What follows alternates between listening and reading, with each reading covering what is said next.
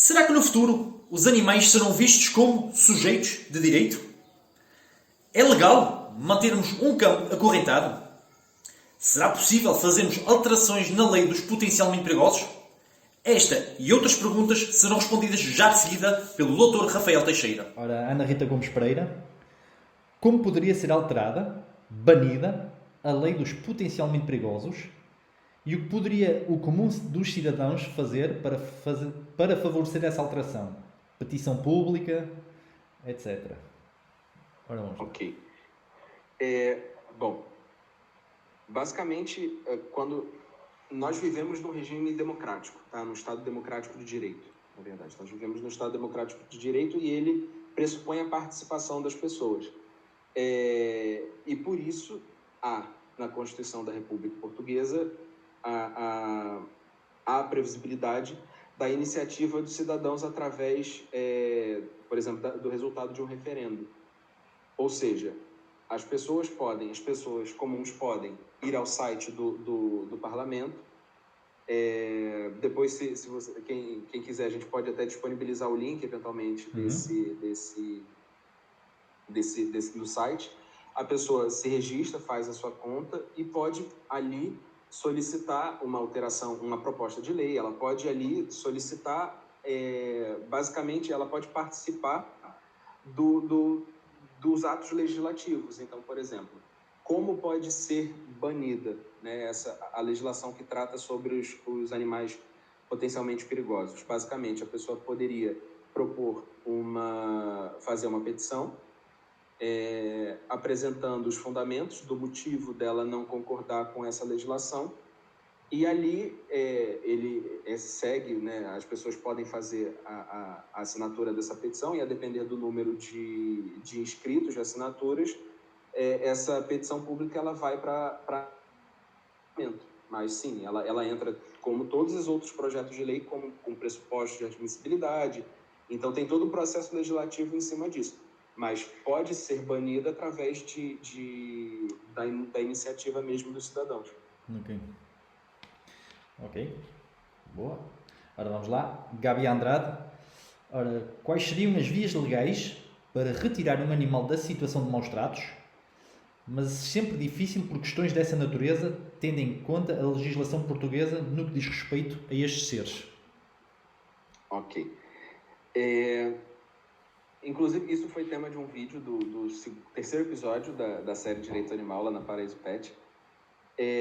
Essa circunstância de uma pessoa retirar um animal em situação de maus tratos, ela se vale daquilo que a gente conhece também, não precisa ser necessariamente só dentro dos direitos dos animais, mas também se vincula com a legítima defesa em relação aos seres humanos. Ou seja, uma pessoa pode salvar um animal dentro de uma propriedade privada, por exemplo, quando ele está em situação de maus tratos. Só que é importante definir ali uma questão que é muito principal. São 3 pontos importantes, né? Mas o principal deles é a temporalidade do fato. Ou seja, se o animal está em maus tratos, é importante que aquele ato de maus tratos, aquele crime de maus tratos, ele esteja decorrendo naquele momento, nem antes e nem depois. Okay. Tá? Ou seja, vamos supor que eu veja que um animal na casa do meu vizinho ele está em situação de maus tratos e é atual, o crime está decorrendo naquele momento. Há ali, obviamente, o fato crime que põe em risco, vamos supor, a integridade física ou a vida do animal. Então, o segundo elemento justamente é esse. E é importante que, quando a gente fala de crime e legítima defesa, quando a gente vai intervir naquele ato contra, né, aquela prática daquele crime, a nossa atuação tem que ser proporcional de forma a simplesmente cessar aquele acontecimento. Ou seja, eu não posso, para resgatar um animal de maus tratos porque ele estava, vamos supor, ele simplesmente não, vamos supor que ele apanhou do dono, ele está apanhado do dono. E para afastar aquele fato, além de empurrar o dono do cão, o tutor do cão, eu mato o tutor do cão. Isso é uma desproporcionalidade de fatos. Claro. Tá? Então, isso não pode. Mas, por exemplo, o tutor está a agredir o cão. o comportamento correto seria empurrar, tirá-lo de perto do cão e resgatar o animal, isso pode ser uma atitude proporcional, tá? Ou seja, tem que ser atual, tem que estar em causa ali uma circunstância, um bem jurídico tutelado, como a vida e a integridade física, por exemplo, tem que ser proporcional também. E tem que ser necessário. O quarto requisito, basicamente, é que o seu comportamento para acessar aquele problema, ele tem que ser realmente necessário. Mas aí, e nessas circunstâncias, você consegue, sim, por exemplo, invadir uma propriedade para tirar um animal de uma situação de maus tratos. E isso também se aplica, por exemplo, se virmos um cão dentro de um carro prestes a sofrer um golpe de calor. Podemos partir o vidro. Sim, sim. Essa situação de partir o vidro em caso de golpe de calor entra na outra circunstância que a gente fala quando está em causa um estado de necessidade, tá? E o estado de necessidade se aplica muito facilmente ao que aconteceu, por exemplo, em Santo Tirso. Porque quando a gente fala de legítima defesa, a gente fala das circunstâncias em que ocorre um crime. Ou seja, está a decorrer um crime ali naquele momento e nós, através da legítima defesa, conseguimos, apesar do nosso comportamento ser um ato, vamos supor, uma lesão corporal. Eu pratico uma lesão corporal para fazer com que cesse um crime de maus tratos. Ou então eu invado uma propriedade sem autorização do proprietário para resgatar um animal em situação de maus tratos. Isso é legítima defesa. Mas o estado de necessidade, ele pressupõe que não exista um fato crime, né, que não esteja decorrendo um crime, mas que haja situações de perigo, como, por exemplo, incêndios, inundações, tempestades e, por exemplo, o golpe de calor é um exemplo clássico. Porque ali o animal está dentro de uma viatura, ele vai sofrer com golpe de calor. Então, é uma situação atual, também tem que ser atual, nem antes, nem depois, tem que ser naquele momento. Tem que estar em causa também o bem jurídico tutelado, que basicamente é a vida do animal, e a pessoa tem que praticar esse ato na proporcionalidade, ou seja, quebrar o vidro, partir o vidro, ele faz parte, ele é necessário, é o meio necessário para atingir o fim de salvar a vida do animal, então sim, é legal. O que eu não posso é partir o vidro e incendiar o carro. Claro. Isso é desproporcional. Claro. Tá? Então assim, se enquadra nessa situação da mesma forma que se enquadra, mas a questão de Santo Tirso é muito importante que as pessoas tenham acesso aos autos para saber se efetivamente ele houve, por exemplo, uma irresponsabilidade por parte ou omissão por parte do agente público, tá? Que representava o Estado, ali, como, por exemplo, a GNR, mas se havia o perigo, né, atual, o perigo era atual, o incêndio estava a decorrer, obviamente estava-se ali em causa a vida dos animais, então o bem jurídico tutelado ali era a vida do animal. E por fim, era necessária a intervenção das pessoas que lá se encontravam para poder resgatar os animais. Estando presente esses requisitos, as pessoas tinham direito, sim, de entrar naquela propriedade, apesar de não haver autorização por parte das proprietárias. Em relação a partir o vidro, a gente ainda tem uma teoria paralela, que é a presunção, né? A gente pressupõe que a pessoa iria autorizar, ou seja, se o tutor do carro soubesse que o animal estava em situação de perigo, presumir-se-ia que ele iria consentir com o vidro ser partido. Ok? Então, há ali uma presunção de aceitação. Mas sempre quando a gente precisa resgatar um animal de alguma forma, a gente até, dentro da teoria dos direitos dos animais, a gente fala muito sobre os atos de auxílio necessário. Tanto o estado de necessidade quanto a legítima defesa aos animais, nós chamamos de atos de auxílio necessário, para que a gente possa realmente salvar e resgatar um animal numa determinada situação. Ainda bem que falaste nesse caso de Santo Tirso, porque quiçá num futuro não seja necessário e as pessoas com esta informação estão preparadas e se tiverem que intervir, vão interferir, porque legalmente estamos dentro da legalidade. Exatamente. O vídeo está no YouTube também, podem partilhar, podem comentar. Exatamente. Então isso tudo está... Porque é uma informação muito necessária. Sim, muito mesmo, muito. Ok, ora bem, uma próxima pergunta da Ana Marques. Ora, é legal manter um cão acorrentado? É considerado maus tratos? E depois ela também tem outra pergunta. É permitido ter cães acorrentados num terreno de cultivo sem habitação? Se não é, onde se pode fazer queixa? Ok. Em relação à queixa, eu vou começar pela parte da queixa. A queixa, ela pode ser dirigida ao Ministério Público, às autoridades policiais, tá? Se fizer a queixa aos agentes policiais, também se remete ao Ministério Público, que basicamente vai avaliar toda a circunstância do fato.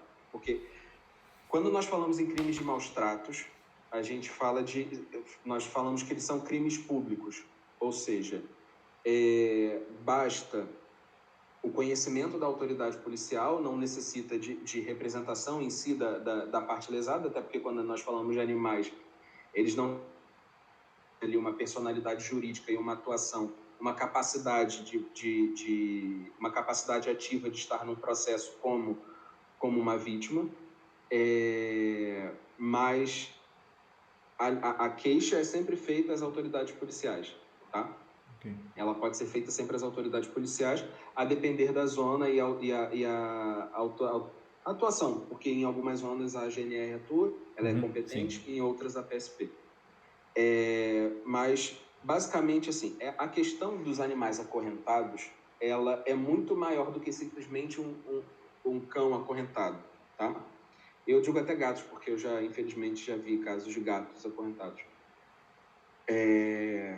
Mas entra naquela legislação que eu falei em relação... eu até, aqui eu apontei, é o Decreto-Lei 276/2001, que ele basicamente regulamenta a Convenção Europeia para a proteção dos animais de companhia. Então, esse Decreto-Lei, ele traz uma série de normas que basicamente são normas também de bem-estar animal. Em um dos artigos eles falam sobre a questão dos alojamentos, tá? Então, por exemplo, os alojamentos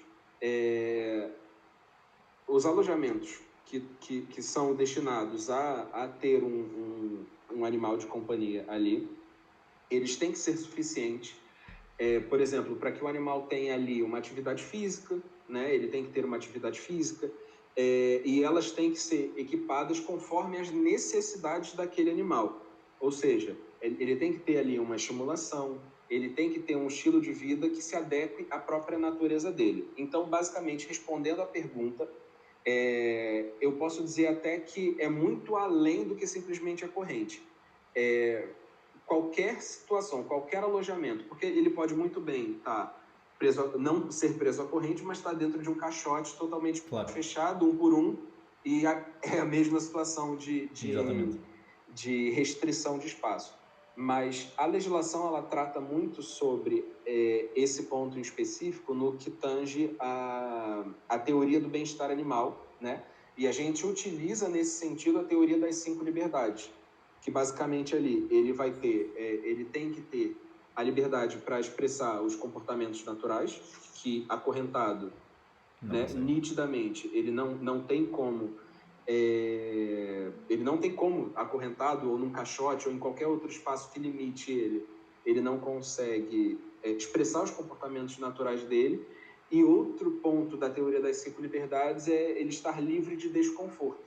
A partir do momento que o animal é submetido a um aprisionamento contínuo, sem estímulo, sem passeio, sem qualquer tipo de liberdade, ele está consequentemente ali privado do conforto. Não é o conforto de ter uma cama de luxo, né? É totalmente a impossibilidade dele expressar os comportamentos naturais dele, e também a impossibilidade dele ter ali um espaço que ele possa, dentro da sua natureza, viver de forma confortável, tá? Não é luxo, é conforto. Conforto e luxo são coisas distintas. Sim.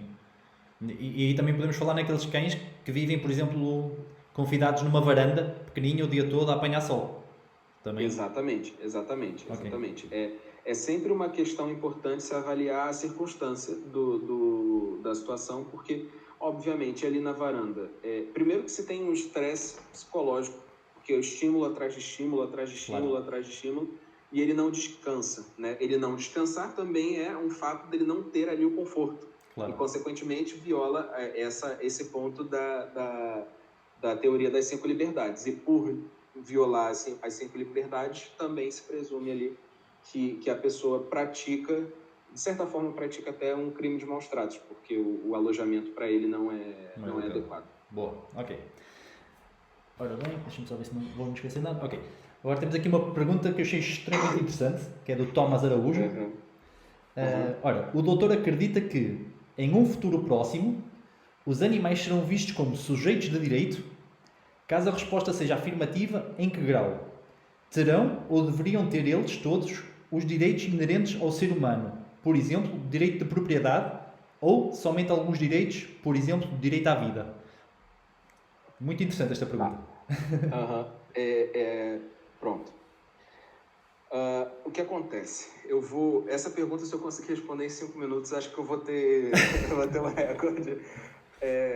Porque isso é matéria. Isso entra em matéria tanto de doutoramento, tá? Inclusive, o meu projeto de doutoramento entra um pouco nessa temática também. Mas, basicamente, assim, eu vou tentar começar mesmo do início, desde os primórdios jurídicos, para que eu possa expressar uma resposta mais bem fundamentada. O ser humano, quando a gente começa a estudar o direito, a gente estuda o que é conhecido como teoria do Estado, ou seja, a constituição da sociedade humana, né, como ela surge. Então, o ser humano, ele resolveu se constituir como sociedade de uma determinada forma e se organizar através da figura do Estado, tá? Ou seja, o Estado. Independentemente de ser um Estado democrático de direito, etc. Não é isso que eu estou querendo pôr em causa. Eu quero pôr em causa mesmo que o ser humano se organizou como sociedade, de uma determinada forma que ele vê o Estado como a figura que vai organizar a vida desses cidadãos. Pronto. E para organizar a vida desses cidadãos existe uma determinada norma, que é o que nós conhecemos como lei. Tá? Então, o direito ele entra aí como uma forma de construção da organização humana como sociedade. Tá? Pronto. Tô bem na teoria inicial. Já está ótimo. Então, basicamente, o que acontece? Quando a gente fala e na pergunta dele, eu lembro que era uma pergunta até bem complexa, bem extensa, e ele falava sobre a personalidade jurídica dos animais. Quando a gente fala em relação a essa questão dos animais terem alguns direitos, terem todos os direitos, e até por isso que eu comecei essa questão, a matéria, né, a construção da sociedade humana através do direito, ela existe porque nós, seres humanos, também somos... nós temos sonhos, nós temos expectativas, nós temos objetivos e, querendo ou não, a matéria jurídica faz parte para que nós também possamos ter o nosso direito de propriedade, o nosso direito à vida. Então, as nossas expectativas no sentido de viver de uma forma longínqua, de nós termos os nossos bens, de nós nos casarmos. Então, aí existe também o contrato matrimonial, ou seja, o direito ele existe para satisfazer os anseios dos seres humanos. O direito, tá? O direito como um todo. Só que nós, seres humanos, fomos, ao longo do tempo, desenvolvendo teorias jurídicas e percebendo que não basta só uma relação contratual em que eu te vendo meu carro, você me vende sua casa e está tudo bem. Nós fomos construindo conceitos e percebendo que determinados elementos ao nosso redor, eles eram importantes para nós. Então, por exemplo, depois da teoria e construção do direito contratual, surge o direito civil, depois os direitos humanos, os direitos das mulheres, os direitos das crianças, o direito homoafetivo, e hoje em dia se discute muito o direito animal. Tá? Então, assim, nós fomos ao longo do tempo construindo e valorizando e humanizando cada vez mais aquelas bens e pessoas e animais dotados de sensibilidade. Nós fomos atribuindo a eles determinados direitos conforme nós fomos nos desenvolvendo como sociedade. Tá? Pronto, mas em relação a essa questão dos animais serem sujeitos de direito, eu acho que... Por que eu falei em relação aos anseios? Os anseios que nós temos como seres humanos é totalmente diferente dos anseios de um animal. E eu utilizo totalmente o exemplo de um cão. Posso utilizar até de um cão e de um gato em paralelo. Por quê? Vamos supor que... Vou te dar um exemplo. Você ganha no Euro Milhões. O que você faz com o dinheiro? Nem eu sei. Mas coisas boas seriam de certeza. Você tem expectativas de, por exemplo, trocar, eu não sei, comprar uma outra casa, trocar o carro, investir, viajar. Claro. Nós, seres humanos, temos expectativas dessas. Se eu pegasse os mesmos milhões em numerário e pusesse na frente do Thor e da Preta, eles iam rasgar. Percebe a diferença? Os animais, eles têm anseios totalmente diferentes dos seres humanos. Então, o que hoje nós falamos muito de direito de propriedade para os animais, direito de autor, que foi até uma situação que ele colocou de uma jurisprudência em que um macaco tirou foto, Sim. uma foto totalmente inusitada, e se debatia de quem era a propriedade daquela foto. Eu acho assim, ele também comentou em relação aos animais serem parte do processo, como eu falei, né? Os animais, eles não sabem o que é processo, eles não sabem como processar, eles não têm essa noção, eles não têm essa expectativa de, eventualmente, nossa, eu sofri um prejuízo físico, eu quero que ele seja processado. Isso não passa para os animais, ou seja, a leitura de vida de espécie deles, a expectativa de vida deles é outra, né? Para o Thor, a expectativa dele de vida é que toda manhã eu ponho um peitoral e vou passear com ele. Comer e dormir, brincar. Exatamente. Então assim, em relação a todos os direitos, eu não acho que a gente caminhe nesse sentido, tá? E nem acho que seja algo correto, porque realmente a gente vai estar a humanizar, não digo de dar direitos, tá? Porque nós temos que dar direito aos animais, mas humanizar a ponto de um animal ter vamos supor, um mordomo específico para o trato dele, ou que ele receba, ele tenha que receber aquela herança. Uma coisa é ele receber um bem a título de para saúde, para vida e etc, tá? Mas sempre gerido por alguém de confiança do tutor que deixou aquele bem. Eu acho que isso aí sim é razoável. Mas por exemplo, quando nós colocamos aí uma questão de o animal ser um sujeito de direito a 100% exatamente como os seres humanos, eu acredito que a legislação siga nesse sentido, justamente porque, como eu falei, né, as expectativas e anseios de vida é aquilo. Eu até, quando li essa pergunta, eu comentei com a Su. O que nós chamamos hoje de direito é a lei dos humanos, e dos animais, tecnicamente, é uma lei da selva, né? O que a gente fala de lei da selva, são as expectativas que cada espécie põe dentro, eles colocam dentro do seu desenvolvimento, como matilha, enfim, como espécie, né? É a forma como eles desenvolvem a vida deles, entre aspas, é uma lei da selva. Então, eu não acho que eu não acho que a legislação caminha no sentido de simplesmente atribuir todos os direitos exatamente aos animais como é com os humanos, porque as espécies são diferentes, né?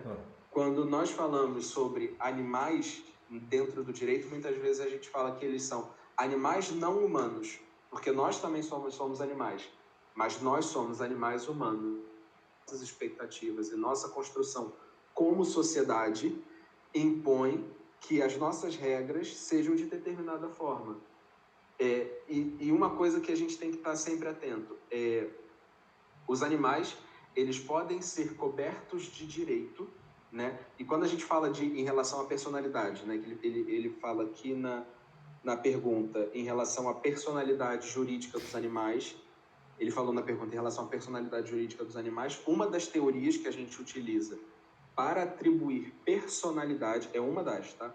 personalidade às pessoas, por exemplo, você como personalidade física, é alguém ser coberto de direitos e deveres. Então, a gente tem aí uma relação dupla, tá? Ou seja, você, Patrick, é coberto de direitos como cidadão, como pessoa, etc. Mas também coberto de deveres, ok? Então, assim, os animais, eles podem ser cobertos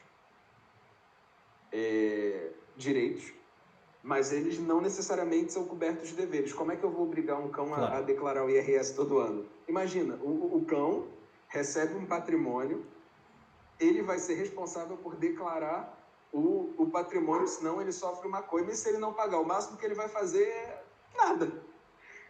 Percebe a complexidade do fato? Claro que sim. Então, assim, eu não acho que os animais, eles tenham, que a legislação vai seguir em relação aos animais terem as obrigações, né, as obrigações que os seres humanos têm, mas os direitos inerentes à existência, sim, isso tem que ser desenvolvido cada vez mais. O direito à vida, o direito à integridade física, o direito à integridade psíquica, o direito à não discriminação, à habitação, a esses animais que têm as suas famílias e que precisam residir em algum lugar. Porque isso são teorias importantes da gente avaliar. Não significa que os animais não são sujeitos de direito, né? Ou seja, não significa que eles não têm que receber direito, na verdade. Eles têm que receber. Só que a espécie animal não humano, nós temos sempre que ter em conta que eles não têm os mesmos anseios e as mesmas perspectivas que nós, animais humanos. Esse exemplo do macaco é um. O fato do dono da câmera, do proprietário da câmera, ele receber os direitos de autor, ou a entidade zoófila que queria uma certa parte, uma compensação financeira em relação à fotografia e os direitos do autor, para o macaco pouco importa. O macaco, ele continua sendo macaco.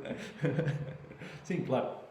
É uma discussão muito complexa. Eu confesso, na minha opinião, eu confesso que eu ainda preciso muito me aprofundar sobre esse tema, porque não é um tema simples. Ele pega diversas esferas, sejam esferas econômicas, esferas familiares, né, de sucessões, a título de propriedade, a pessoa que deixa o bem para o animal entra nessa situação, entra em questões criminais, quando o animal sofre maus tratos, ele pode ser sujeito ou não de direito naquela ação, ou ele só entra através de alguém sendo seu tutor.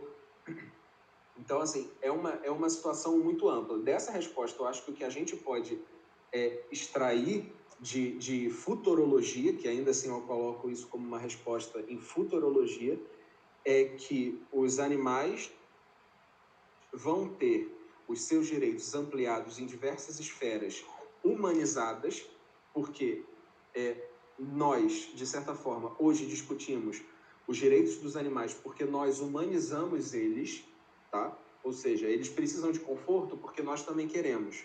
Nossos anseios deles.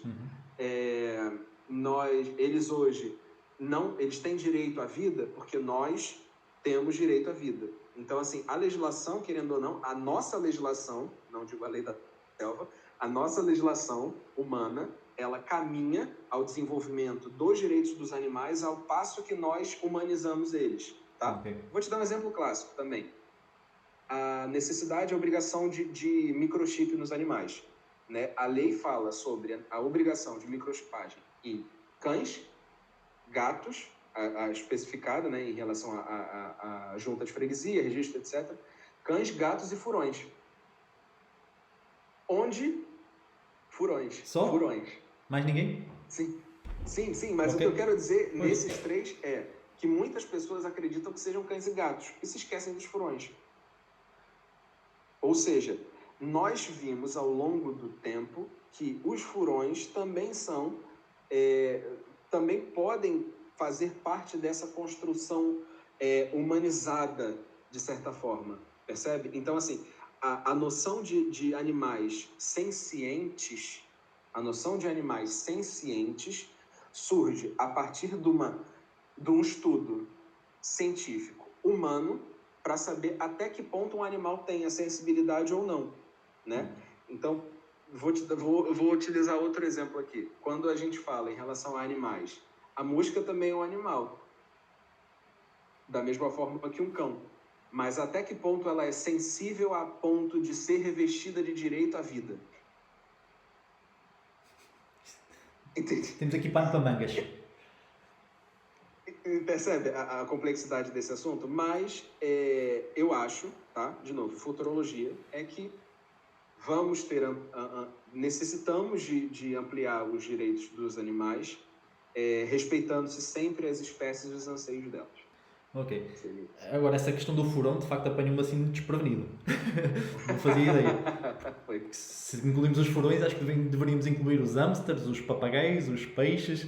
Ok. Sim, sim. Por isso é que falas em futurologia, porque é uma área que ainda está muito em debate. Não, e exatamente. A construção jurídica, como eu falei, em relação à legislação dos direitos civis, do direito contratual, direito civil, direito das mulheres, direito das crianças, etc., etc., que hoje se discute os direitos dos animais, é porque os direitos das mulheres é um exemplo clássico, porque antigamente as mulheres não podiam votar porque tecnicamente elas não eram cidadãs, entendeu? Elas não podiam votar por uma questão de cidadania, né? Elas não... Pronto, isso é horrível, isso é totalmente discriminatório, Claro. mas foi necessário nós evoluirmos como sociedade e perceber que, por exemplo, as crianças também tinham direito como crianças, né? E que a nossa legislação ela teve que evoluir a esse ponto até nós chegarmos hoje a essa discussão. Ao ponto que nós humanizamos a situação e nós evoluímos no quesito direito, no Estado democrático, em todas as outras instituições, a gente também reforça esse conceito e fica mais sensível a perceber espécies ao nosso redor, pessoas ao nosso redor, e nós desenvolvemos a legislação dessa forma. Ok, boa. Não conseguiste responder em 5 minutos, demoraste mais. Eu imagino, nem sei quanto que eu levei. Ok, mas foi ótimo. Ok, foi muito explícito. Gostou do vídeo? E destas respostas do Dr. Rafael Teixeira? Então não percam o próximo episódio porque temos muitas mais perguntas para responder. Subscrevam o canal, ativem as notificações e vemo-nos no próximo episódio.